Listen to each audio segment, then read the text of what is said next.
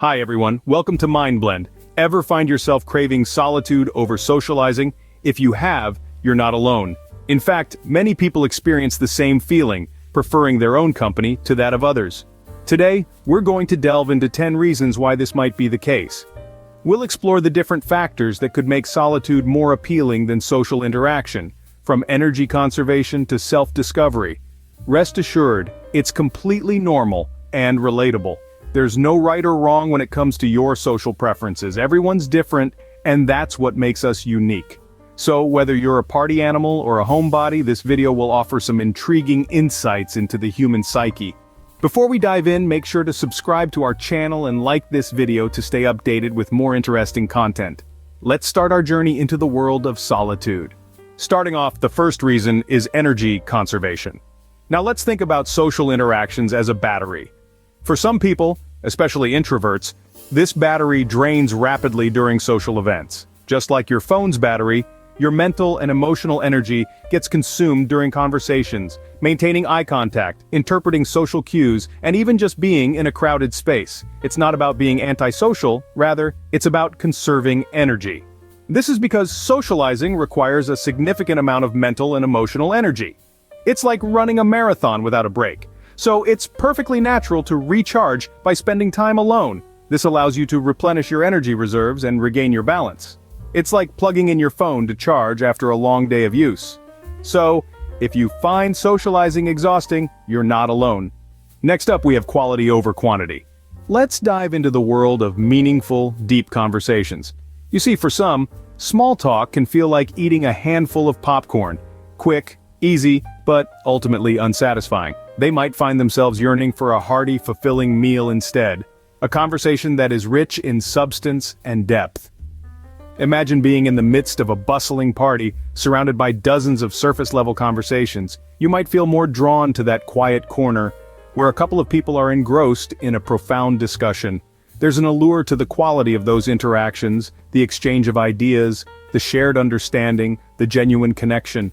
It's not about snubbing casual conversation, it's about finding more value in fewer but more meaningful interactions, and that's perfectly alright. It's not about having scores of friends, but about cherishing those few who truly understand you. Remember, it's okay to choose depth over breadth in your social interactions. Moving on, overstimulation is our third reason. Imagine being in a crowded place with bright lights, loud noises, and a sea of faces. For some of us, this can be an exhilarating experience. But for others, it can be downright overwhelming.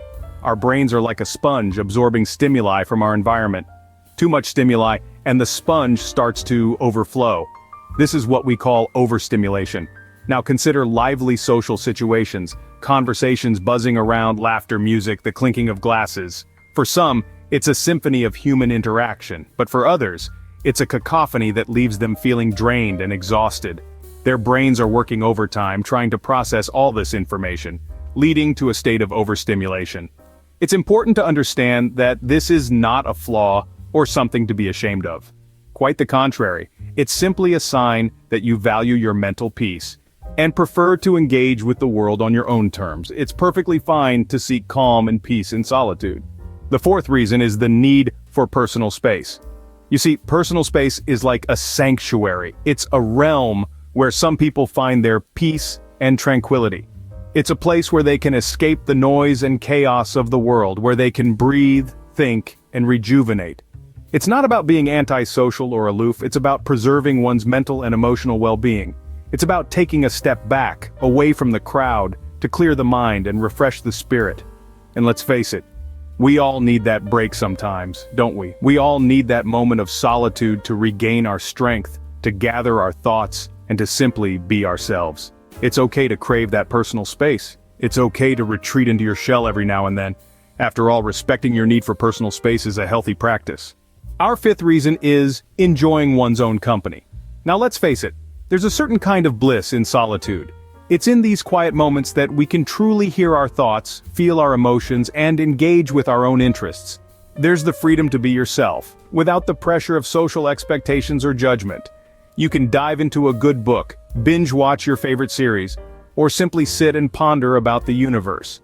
These are moments of self-discovery and self-improvement. It's about embracing who you are and what you love without any external influence. It's about finding satisfaction in your own thoughts, your own dreams, and your own company. Spending time alone also helps us recharge, and it's a great way to nurture our mental health. So, don't be afraid to carve out some alone time in your schedule. After all, it's important to enjoy your own company. Moving forward, social anxiety is our sixth reason. It's a condition that can make social situations feel like navigating through a minefield. Every interaction, every conversation, every glance can seem fraught with danger, leading to a constant state of stress and discomfort. It's like being on a stage, with an audience scrutinizing your every move, making you more self-conscious and less inclined to engage with people. Imagine having to live with this sense of dread every time you have to attend a social gathering or even just stepping outside your door. It's not just about being shy or introverted, it's an intense fear that can be crippling, making it easier to avoid people altogether rather than face the anxiety. Social anxiety is a real and serious condition, affecting many people around the globe. If you experience social anxiety, know that you're not alone, and help is available. There are many resources and professionals out there ready to lend a hand. Next, the need for control is our seventh reason. Now, when we say control, we're not talking about a power-hungry dictator, we're talking about the comfort that comes from being in control of one's environment and situation. It's about the ability to manage your surroundings to suit your preferences, your comfort, your peace of mind. Imagine coming home after a long day, where you can control the noise level, the lighting, and even the temperature. It's your sanctuary. When you're alone, you're the master of your domain, and there's a certain tranquility to that. It's not about being antisocial or disliking people, but rather about the need to have a space where you can be completely yourself without any external influences. It's a place where you can recharge, reflect, and relax, so there's nothing wrong or unusual about it. It's okay to seek control over your surroundings for comfort.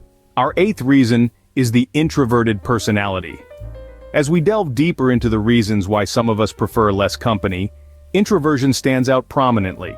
It's important to understand that being introverted doesn't necessarily equate to being antisocial. It's simply a matter of preference, a different way of recharging one's energy. Introverts are often drawn to solitude and quieter environments. They find comfort in their own company, and it's in these moments of solitude that they often feel most alive and energized. The hustle and bustle of crowded spaces can be overwhelming, draining even for introverts. They might prefer a quiet corner in a cafe over a loud party, a peaceful walk in the park over a bustling shopping mall. This natural inclination towards tranquility and solitude is not a flaw. It's just one of the many ways humans are wired differently. Remember, there's no one-size-fits-all when it comes to social preferences. It's all about finding what works best for you. Introversion is a completely normal personality trait. Avoiding negativity is our ninth reason. Now you may be wondering, what's so negative about being around people? Well, it's not that people are inherently negative, but rather, some individuals or environments can breed negativity, and this can be draining. Imagine being in a room filled with constant complaints, criticisms, and pessimistic views. It can feel like a dark cloud looming over you, sapping your energy and joy. Some of us prefer the tranquility and positivity of solitude to the potential toxicity of such environments. By choosing to step away, we're not running from challenges or human interaction, but rather, we're proactively selecting our battles and preserving our mental and emotional well-being. We're taking control of the vibes we allow into our lives, safeguarding our peace, and nurturing a positive frame of mind. Remember, it's not about isolating yourself from the world, but about making conscious choices about who and what you let into your personal space. Protecting your peace by avoiding negativity is a form of self-care. Finally, our 10th reason is self-discovery. In the hustle and bustle of social interactions, we often lose touch with our inner selves. We become so focused on external stimuli that we forget to tune into our own thoughts, feelings, and desires. This is where solitude comes in. Spending time alone provides us with the quiet needed to dig deep into our minds. Think of it as a form of meditation. When we're alone, we can explore our thoughts without interruption or influence from others. We can question our beliefs, reflect on our experiences, and dream about our future. It's an opportunity to understand who we are, what we want, and where we're going. More importantly, it's a chance to grow and evolve as individuals. So the next time you find yourself alone, embrace it. Use that time to dive into the depths of your mind and soul. Solitude can be a journey towards understanding oneself better. So, there you have it, folks. We've journeyed together through 10 reasons why you might not enjoy being in the company of others. From conserving energy, to seeking quality interactions, from dealing with overstimulation, to valuing personal space. We've explored the joy of one's own company, the reality of social anxiety, the need for control, and the traits of an introverted personality. We've acknowledged the desire to avoid negativity and the pursuit of self-discovery. Remember, it's perfectly okay to prefer solitude over socializing. We all have different social preferences, and that's what makes us unique. It's important to understand and respect these differences, not just in others, but in ourselves too. So keep exploring, keep understanding, and most importantly, keep being you. Thank you for watching. Don't forget to subscribe to MindBlend, like this video, and share it with your friends. Until next time, embrace your uniqueness.